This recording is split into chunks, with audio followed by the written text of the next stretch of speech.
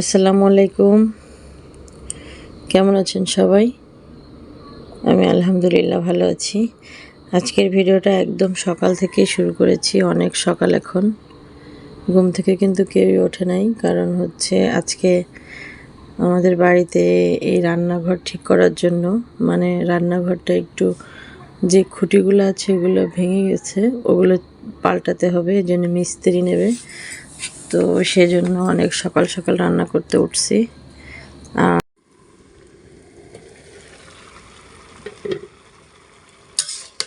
আমি আর আমার যা মিলে রান্না করতেছি, মানে ও হচ্ছে আমাকে মরিচ পেঁয়াজ কেটে দিচ্ছে, আর আমি একদিক দিয়ে সবজি বাঁধাকপি কুচিয়ে তারপর রান্না উঠাই দিলাম। আর হচ্ছে এই যে লাউ কেটেছি, মাছ দিয়ে ঝোল রান্না করব। আর ও আমাকে যে মরিচ পিস কেটে দিচ্ছে, একসঙ্গে তাড়াতাড়ি হয়ে যাবে। আজকে যদিও আমাদের রান্নার ঝামেলা কম, কারণ হচ্ছে রাত্রে যে রান্না করা হয়েছিল টাকি মাছ ভর্তা, সেটাও পুরোটা খাওয়া হয় নাই। তারপর টাকি মাছ দিয়ে বেলে শাক ভাজি আর হচ্ছে খাসির মাংস, তো সেইগুলো রয়ে গেছে। আমরা অনেকে খেয়েছি, অনেকে খাইনি, সেজন্য আরও আজকে জন্য রান্নার ঝামেলাটাও কম আছে।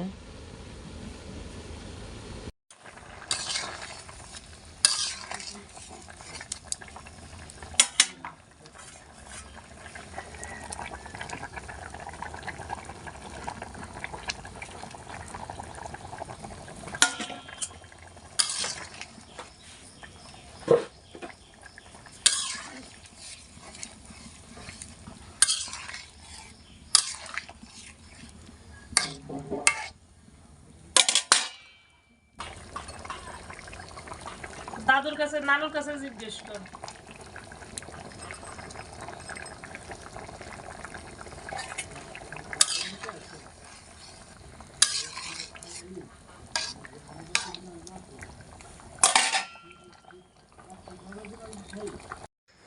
মাটির হাঁড়িগুলা গ্রামগঞ্জেও এখন আর দেখা যায় না, এগুলা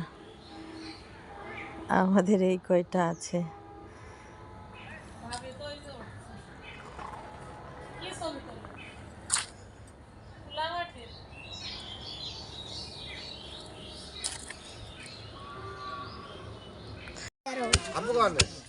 দাঁড়াও, দিও না।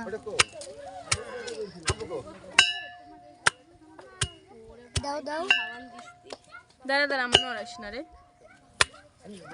এদিকে আমরা না দাও। কলা মামা,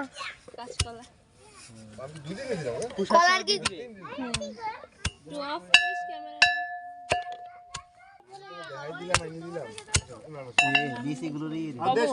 কব যে এটা হচ্ছে সবেদা, তো বলা লাগবে না। চুপ কর। তিনটে দিলাম। নারকেলের সুবলা, বমি আসতেছে। পানি আসছে নাকি বুঝলাম না, কি দিছে শুকনো মরিচ কাজা।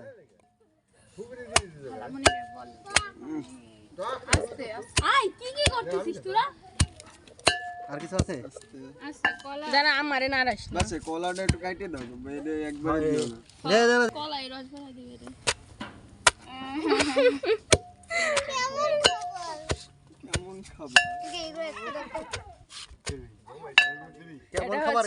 এটা হচ্ছে জনাব মোহাম্মদ, কি তোমার নাম কি? শফিক খানের বিশেষ এক ধরনের কি কোটা রেসিপি। কোটা রেসিপি। তাইমা আমার ব্যাচলাই তোর হাতে। না, পানি জাতীয় কিছু হয়নি, পানি হয়নি। এই যে এগুলা দিবি না। ও হো হো হো হো, ভালো কথা। এটা আবার পানি পানি লাগবে। এই ওরে আল্লাহ রে, দাঁড়া দাঁড়া দাঁড়া দাঁড়া দাঁড়া। হইছে এটা টান লবণ হলে টান দাও না। এটা খাবার লবণ, সমস্যা না। খাবার লবণ তো কি বেশি হয়ে গেলে তখন কি? না বেশি হবে না, এই তুল পরে যা আমাকে শেষতেছে। ভুলে গেছি না, গলতি সে মিস্টেক हो गया। এই ভালো লাগছে। দুদিন আগে রফিক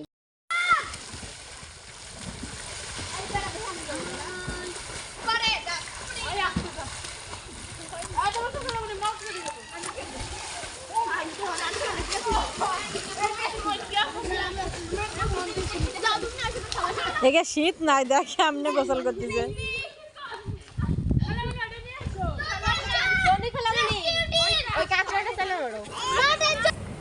এই যে এখন হচ্ছে সন্ধ্যাবেলা, আমাদের বাড়ি থেকে বেশ কিছু দূরে আমার এক ফুফু শাশুড়ি বাড়ি।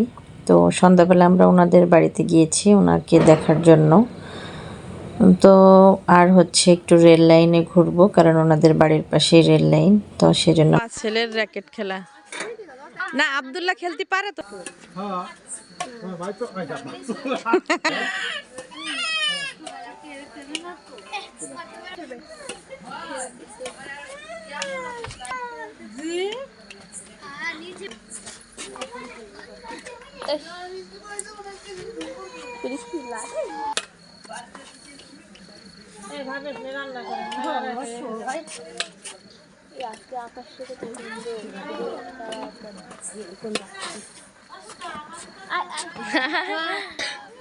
আব্দুল্লাহর মালাটা সুন্দর। তারে ডিম কত করে হালি?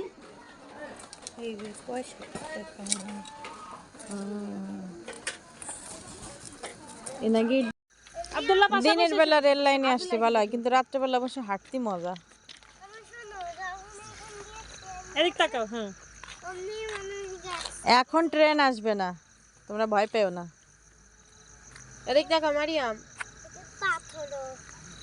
আমরা একবার হাঁটতে হাঁটতে অনেক দূর পর্যন্ত গেছিলাম না, ওই দিক দিয়ে বসছিলাম। চলো হয়েছে আর না। এই যে হচ্ছে এখন অনেক রাত, রাত্রিবেলা আমার মা আর আমার আম্মা মানে আমার বড় চাচি, এনারা দুজনে পিঠা বানাচ্ছে আমাদের জন্য। আর হচ্ছে মানে সকালবেলা আমার ফুফাতো ভাই বোন ওনারা ওনাদের ফ্যামিলি নিয়ে আসবে ঢাকা থেকে। তো একই সঙ্গে আমরা একটা দিন পার করব, তো সেজন্য পিঠা বানানো হচ্ছে। আমাকে আবার রাত্রি ফোন দিয়েছে যে পিঠা কেমন হচ্ছে দেখে যাও আর খেয়ে যাও। তো আমিও আমাদের বাড়ি থেকে চলে আসলাম আমার মেয়েকে নিয়ে আর আমার ননদের মেয়েকে নিয়ে। তো আমরা শুধু পিঠাটা খেয়ে তারপর হচ্ছে আবার বাড়ি চলে যাব। আর হচ্ছে পরদিন সকালবেলা সবাই আসবে আর সকালে পিঠা টিঠা খাবো। আর এই রসে ভেজানো চিতই পিঠাটা রাত্রেবেলা বানিয়ে রাখলে সকাল পর্যন্ত, মানে যদি অনেকটা সময় ভিজে রাখা হয় তাহলে পিঠাটা বেশি মজার হয় এবং অনেক সুন্দর আর কি ফোলে ভেজে। তো সেজন্য এই পিঠাটা সাধারণত রাত্রেই বানানো হয় যাতে অনেকটা সময় পাওয়া যায় সেজন্য। তো শীতের সময় আমাদের এলাকায় কিন্তু এই ভিজানো পিঠাটা খুবই জনপ্রিয় এবং অনেক মজার। পিঠাগুলোও কিন্তু খুব সুন্দর ঝাঁঝরা হয়েছে।